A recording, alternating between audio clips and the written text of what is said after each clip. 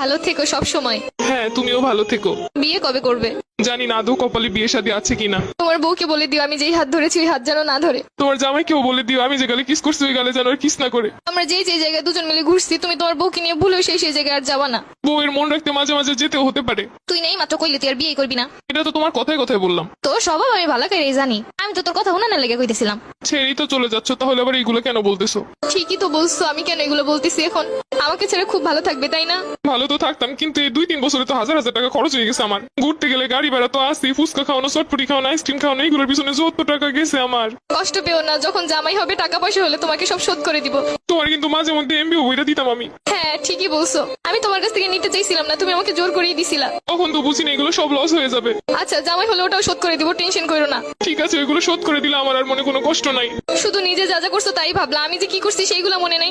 একদিন কচু শাক রান্না করে নিয়ে আসছিলাম, লাল শাক বুনা করছিলাম, তোমাকে ছেড়ে খাইতে পারতেছিলাম না, তাই বক্স ভরে তোমাকে এনে দিছিলাম। আচ্ছা, আমার যখন বউ হবে আমিও তোমাকে লাল শাক আর কচু শাকের তরকারি রান্না করে বাটি ভরে দিয়ে আসবো। চেয়েছিলে এই শীতে রাজহাঁস রান্না করে খাওয়াতে আমাকে। ইচ্ছে তো ছিল কত কিছুই, কিন্তু হলো কই? সবই তো ঠিক ছিল, শুধুমাত্র একটা স্বপ্ন দেখে এভাবে চলে গেলে। আর আমার এই শীতে রাজহাঁস খাওয়া হলো না। শুধু কি স্বপ্নই? তুমি যে একটা মেয়ের দিকে তাকাইছিলে 2 মিনিটের জন্য, সম্পর্কে শুরুতেই বলছিলাম কোনো মেয়ের দিকে ভুলেও তাকাবা না। তুমি শুধু তাকানোটাই দেখলে, কিসের জন্য তাকাইছি সেটা তো একবারও জানতে চাইলে না। ওই মেয়েটার অন্য গাড়িতে পেঁচে যাচ্ছিল, আমি মেয়েটাকে বাঁচানোর জন্য ওকে ইশারা করে বুঝাচ্ছিলাম। আমি বেঁচে থাকতে অন্য কেউ মরে যাচ্ছে বলে তোমার এত কষ্ট হচ্ছিল? আমি তো বলেছি আমার ভুল হয়েছে।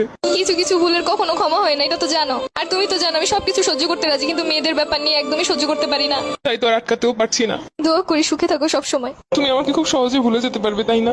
ঘৃণা মানুষকে সবকিছু করতে শিখায়। ভাবতেছি এতদিন যার সামনে তোমাকে বউ বলে পরিচয় দিচ্ছি, পরবর্তীতে কি হবে। তাদেরকে বলবে আমি মরে গেছি। জীবন তো কারোর জন্য থেমে থাকে না। আচ্ছা, কিছু মনে না করলে একটা কথা বলি। আমি যা আবেগের বসে তোমার একটা পায়েল কিনে দিছিলাম, ওই পায়েলটা কি ফেরত দেওয়া যাবে?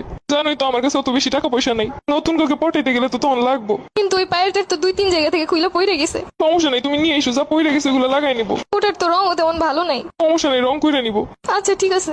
আর শুনো, এই শীতে গোসল করো প্রতিদিন। আগে শীতে কত বলে বলে গোসল করাইছি। তোমার আর আমাকে নিয়ে এখন চিন্তা না করলেও চলবে। তোমার আর আমার পথ এখন আলাদা। তারপরও মনে তো কোথাও একটা রয়ে গেছো। এত সহজে তো চাইলেই ভুলতে পারবো না।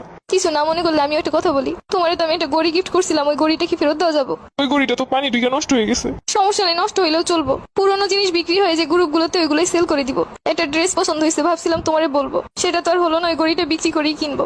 লাস্ট ওই একটাই স্মৃতি ছিল আমার কাছে, ওটাও নিয়ে যাবে। আমি নিজেই নেই, আমার স্মৃতি দিয়ে আর কি করবে?